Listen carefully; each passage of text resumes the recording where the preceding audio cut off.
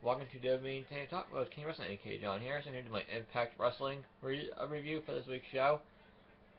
I'm going to try to do more Impact Wrestling reviews, so see how it goes. I thought this week's Impact Wrestling was boring. There wasn't much to the show this week. No gimmick matches, no champions were on there, no Bobby Lashley, no Samoa Joe. No Wolves, no Hardys, no Team 3D, no knockouts, nothing. It was just a boring Impact Wrestling. The matches didn't mean much of anything at all, as they were just thrown together for this tournament. So the first match was MVP going against Loki. This was a good match. MVP and Loki put on a good match. I will say that. They put on a good match. MVP won with a drive-by. 1, 2, 3. Beat Low-Key. Moved on to the final 5 for the main event. Where the winner got to pick a title match. To go for any title they want to go for, so.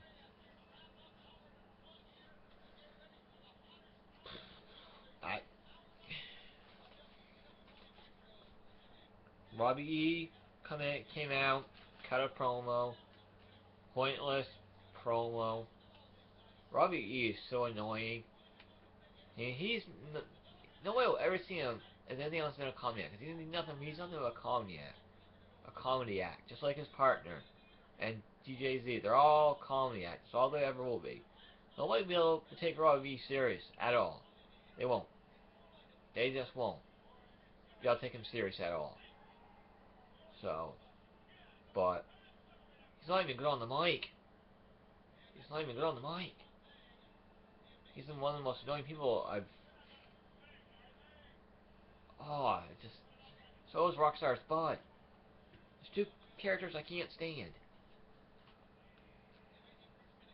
We had Robbie taking on Tajiri. This was an okay match. Not much to it, but an okay match. Tajiri won with the miss and a buzzsaw kick. 1, 2, 3, beat Robbie E. This was an okay match. Not much to it. Match made no sense, but because nobody was feuding with anybody who they faced each other, so they said, forget all the feuds last night, just put people in random matches. But I just don't know. I don't know what TNA was thinking. This was the last New York show. There was no excitement to it. There's no excitement to the show. The crowd was dead for most of the show. The crowd was not into the show at all. You could tell that very obviously.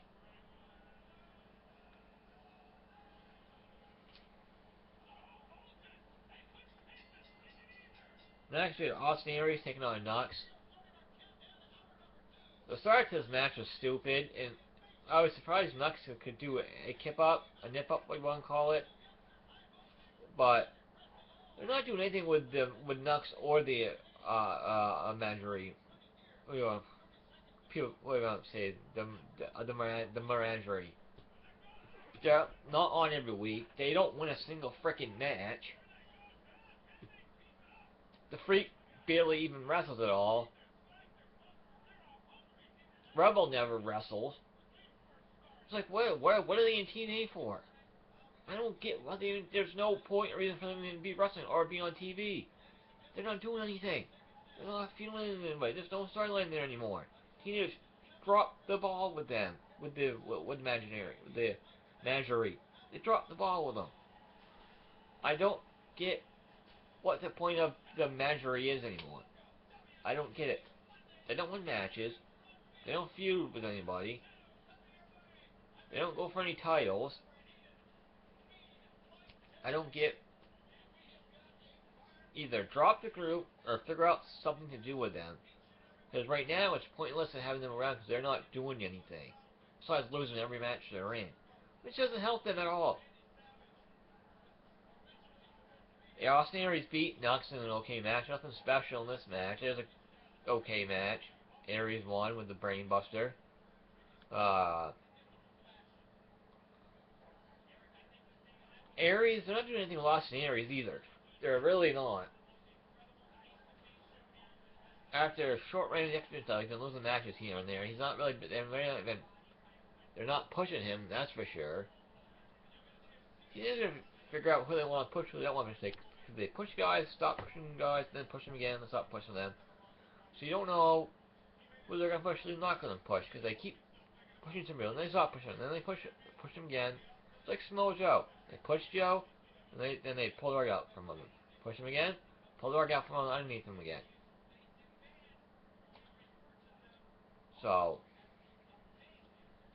I just don't get it sometimes how TNA books, because there's logic gaps in the way TNA books a lot of times. Logic gaps, and sometimes big logic gaps. Like this tournament didn't make any sense or logic because of the way they were going previous weeks. The tournament came out of nowhere. Aries won, he moves on. Aries and Tajiri moved on. We know 3 of the 5 guys in the final match now. Next we had Anderson beat Magnus. I didn't care about this match at all. I didn't. They're not doing anything with Magnus, not doing anything with Anderson, so why should we care about Anderson and Magnus? There's no reason to care about these two. They're not doing anything with them. Magnus has totally fallen way down. They totally dropped the ball with Magnus so bad, it's not even funny. It's really sad. They have dropped the ball very badly.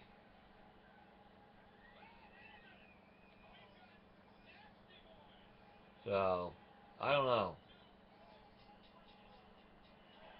Anderson beat Magnus. Magnus loses once again. They really aren't doing shit with Magnus at all. I don't get why they dropped the ball with Magnus so badly. It's just ridiculous. His title run was a joke. His title run sucked. He never should have turned heel in the first place. He has a much better face. They should have left him a face. But no, they went and turned him heel. Totally ruined his character. This was a decent match, I guess. Anderson won. I didn't have any interest in this next match either. Abyss beat Samuel Shaw. Not doing nothing with either one of these guys either. Abyss has nothing, especially nothing special about Abyss anymore. He's come and gone so many times now that you don't care when this comes back anymore because it's not special anymore. TNA's ruined it. There's nothing unique about Abyss anymore because he's come back and he's left and come back so many times now that you just don't care anymore. They've ruined Abyss. They ruined the gimmick. They ruined the Abyss gimmick so bad it's not even funny. There's nothing else you can do with Abyss. Abyss has done everything you can possibly do with him. So they throw him out there, put him in match after match, no storyline, no purpose, just to go out there and wrestle. Because we haven't seen Abyss in weeks until this week. I blew thin air for this tournament. Okay. Abyss beat Shaw. Not much of a match. Decent match.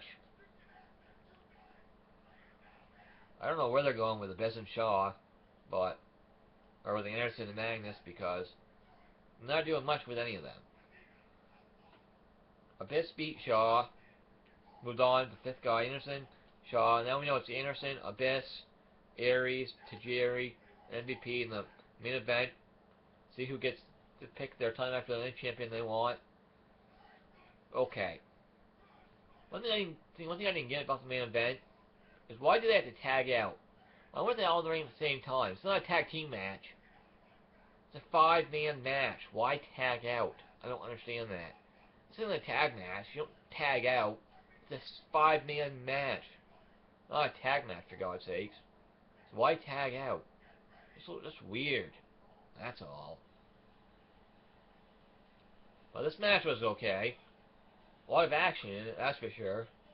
On the outside, the inside. um,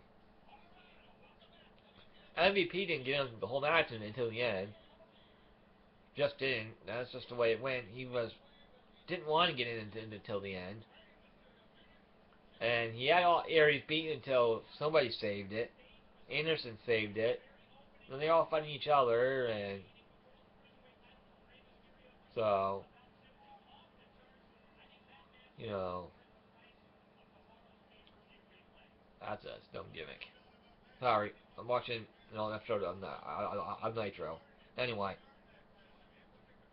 the main event was okay. Aries won. He pinned MVP. They're not doing anything with MVP either. And Kenny King, that's a big disappointment. They're not doing shit with Kenny King. Kenny King should be in the X division, fighting for the X Division title, not losing so every match he's in. Now he's feuding with Chris Mendez, the one-legged wrestler. Which I respect everything he's done in the Army. I respect everything he's done in the Army. I do. I give him props for that. I respect that. What he's done for the Army, what he's done for the U.S. fighting over there, protecting our rights. I respect everything he's done over there. I think that's great what he's done for the U.S. fighting over there in the wars. I think that's awesome. I respect him like crazy for that, but how far can they really take this him in TNA? Really? They didn't do much with him at the Pennsylvania tapings. He's in matches, but there's no other tapings for the rest of the year, and they're short about 6 weeks left. 6 weeks for the rest of the year. So I don't know what they're gonna do for those 6 weeks. Whether they're gonna do old shows, video packages, or what? I don't know. Let's wait and see. There's 2 weeks in November and 4 weeks in December they haven't taped for yet.